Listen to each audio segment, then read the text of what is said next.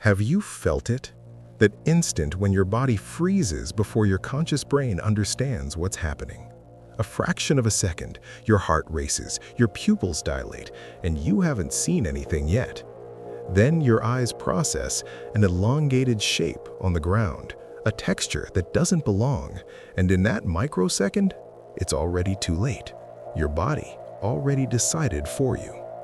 I'm your host at Anatomy of Fear, and today we're traveling 60 million years back to understand why. Ophidiophobia, fear of snakes. This isn't simply dislike, it's not discomfort. It's a programmed response so deep in your nervous system that 6-month-old infants who have never seen a snake in their lives show pupillary dilation when shown a photo compared to flowers or fish. Think about that. An infant, no experience, no trauma, no bad history with a snake, and yet their body knows. In 2025, a team at Harvard University published a study with 247 infants. They showed images of elephants, giraffes, snakes, and neutral objects. The infant's amygdala, measured using MRI adapted for babies, lit up exclusively for snakes. Not for large predators, not for dangerous animals, only snakes. Why? What do snakes have that no other predator possesses? The answer lies in time, in the evolutionary window. Mammals have existed for about 200 million years, but snakes, as specialized predators, have hunted mammals for at least 100 million years. 100 million years of shared evolution, 100 million years of genetic learning. But there's something more specific, something neuroscientists at the University of Nagoya discovered in 2024. When showing snake images to primates, amygdala neurons activate in 40 milliseconds. That's faster than the time it takes to blink. It's faster than your conscious visual processing. Your brain knows it's a snake before you know it's a snake. To understand this, we need to look inside your amygdala. It's not a single structure, it's a complex of nuclei. And the one that matters today is called the central nucleus of the amygdala. It's the conductor of your fear response orchestra. When your eyes send visual information, there are two routes. The slow route goes to the visual cortex, processes the image, identifies it, and then says, "This is a snake." That takes 100 to 200 milliseconds. But there's a fast route, a neural highway that goes directly from the thalamus, the sensory relay station, to the amygdala, without passing through the cortex, without conscious processing. It's like having a smoke detector that doesn't need to see the fire, only detect particles in the air. And here's the 2026 finding from the Max Planck Institute. The neurons in this fast route are genetically specialized to detect scaly patterns and elongated shapes. It's not that you're afraid of snakes, it's that your brain has a possible snake button that activates with certain visual patterns. And that button first activated 60 million years ago when our primate ancestors were hunted by constrictor and venomous snakes. The January 2026 Nature Neuroscience study confirms it. They sequenced the genome of 1,200 people with severe Ophidiophobia and found polymorphisms in the SCN11A gene, which regulates sensory neuron sensitivity. The same genetic variants appear in primates living in regions with high density of venomous snakes. It's not trauma, it's inheritance. But wait, if it's inheritance, why don't we all have the same fear? Because genetics provide the predisposition. Experience tunes the instrument. In 2025, Stanford published a study with identical twins raised apart, one in an urban environment with no exposure, the other in a rural environment with exposure. The rural twin showed 300% greater amygdala activation. The predisposition was there, exposure turned it on. And here we arrive at the paradox. If snakes are so dangerous, why don't we have innate fear of cars? Cars kill 1.3 million people annually. Snakes kill about 100,000, and yet no baby is born afraid of Toyotas. The answer is evolutionary time. Cars have been around for 100 years, snakes 100 million years. Your brain hasn't had time to develop specialized circuits for cars, but for snakes, we've had 60 million generations of primates refining that detector. Cambridge University published a fascinating study in 2024. They showed images of snakes and cars to people while measuring brain activity with magnetoencephalography. The amygdala response to snakes occurred at 40 milliseconds. The response to cars at 220 milliseconds, almost 6 times slower. But there's more. The study also showed that the snake response did not habituate. They showed the image 50 times in a row. The amygdala kept responding the same. With cars, the response disappeared after 5 repetitions. Your brain is designed not to get used to snakes, because on the African savanna, getting used to a snake meant dying once. And this explains something therapists have observed for decades. Ophidiophobia is one of the most treatment-resistant phobias, not because it's more severe, because the circuits are deeper, older, harder to rewrite. What you just did is called controlled exposure. You taught your amygdala that it can activate without danger, that it can sound the alarm and nothing happens. It's the first step in rewriting 60 million years of programming. 347 participants in a 2025 University of Zurich study. Those who answered A, physical symptoms, had hyperactivity in the central nucleus of the amygdala. Those who answered B, freezing, had overactivation in the periaqueductal gray. Those who answered C, escape, showed disconnection between amygdala and prefrontal cortex. Your response isn't just fear, it's a map of where the short circuit is in your brain. To understand why your brain reacts this way, we need to go further back, much further back.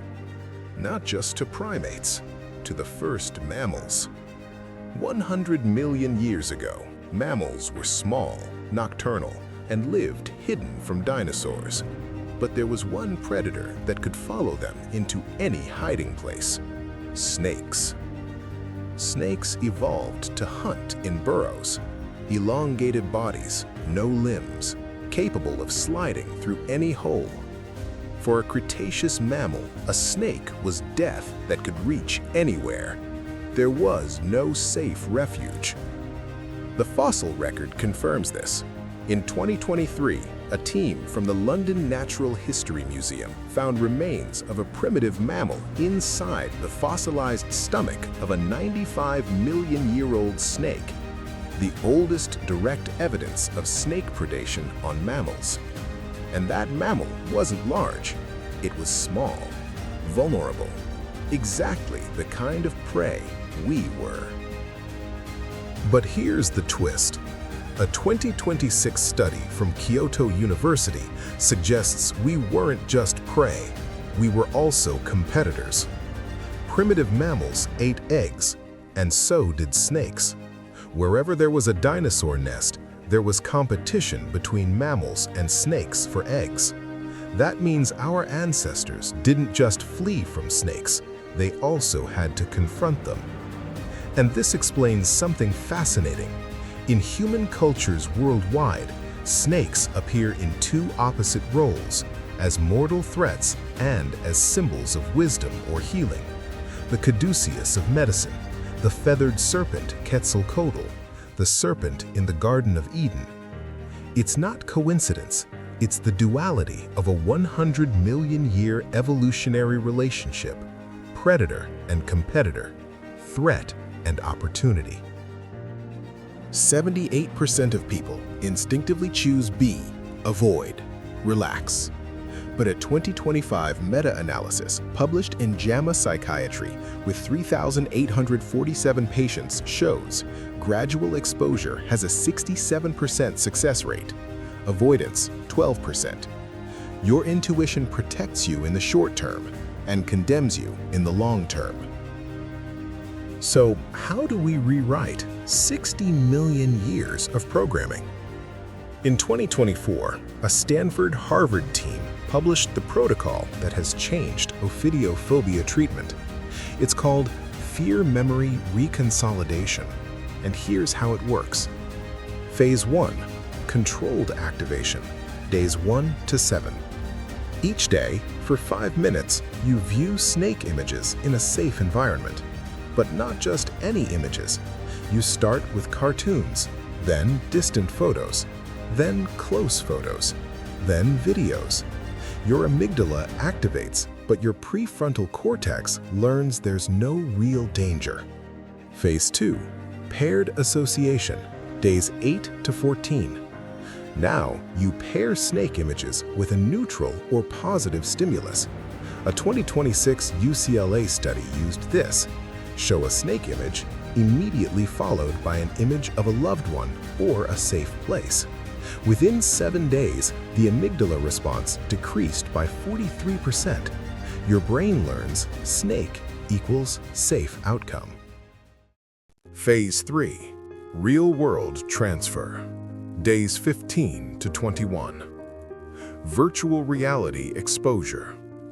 A 2025 trial at Oxford University used VR snakes in controlled environments. Patients could control distance, size, movement. After 21 days, 71% could hold a non-venomous snake. Real ones, not digital. And here's the neuroimaging proof. Before the protocol, fMRI showed amygdala hyperactivity. After 21 days, the prefrontal cortex had grown new connections to the amygdala. The brake system was installed, not eliminated, managed. A 2026 follow-up study tracked which phase caused the most dropouts. Phase 1, 23% dropout. Phase 2, 31% dropout. Phase 3, 46% dropout. The closer to reality, the harder it gets, and the more it works. But here's what the researchers at Columbia University discovered in late 2025. This isn't just about snakes. The same neural circuits that process snake fear are the same circuits that process social rejection, the same circuits that process financial fear, the same circuits that process fear of failure. When they scanned brains of people with social anxiety viewing photos of angry faces, the activation pattern was identical to snake phobics viewing snakes. Same amygdala nuclei, same fast route, same 40-millisecond response. Your brain doesn't have a snake detector and a boss detector. It has a threat detector, and it uses the same hardware for everything. This means something profound. If you can rewire your snake fear, you can rewire any fear. The protocol isn't specific to serpents, it's specific to the amygdala. And the amygdala doesn't know the difference between a snake and a mortgage payment. It only knows danger. A 2026 Harvard longitudinal study followed 217 people who completed the snake protocol. 18 months later, they reported 41% reduction in generalized anxiety, 37% reduction in social anxiety, 52% reduction in catastrophic thinking. They came for the snakes, they left with a new brain. Fear is contagious, but so is courage. When you share this, you're not just sending a video, you're giving permission. Permission to feel, permission to understand, permission to rewire. In our next episode, we complete another trilogy. The Insula, the part of your brain that detects poison, disgust, and contamination. We've shown you why holes make your skin crawl, why certain foods trigger revulsion. Now we give you the 21-day protocol to rewire your insula completely. You'll learn why disgust isn't just about taste, it's about moral judgment, social rejection, and hidden fears you didn't know you had. And more importantly, how to stop feeling disgust when it controls your life. 60 million years of snake fear brought you here. 21 days can change it. This has been Anatomy of Fear. Subscribe if you're ready to rewire what evolution built.